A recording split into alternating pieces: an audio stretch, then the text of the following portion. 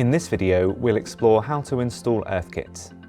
So EarthKit isn't just a single Python library, it's an ecosystem of specialized tools designed for different aspects of working with Earth system data.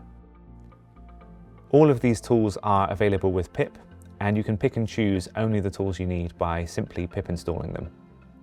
So for example, if you want a high-level format-agnostic interface for working with a wide range of Earth data, you can simply pip install EarthKit data. If you want to start processing the data sets that you've accessed with EarthKit data, then you might want to try pip installing EarthKit transforms. And if you want to visualize your results, you can pip install EarthKit plots.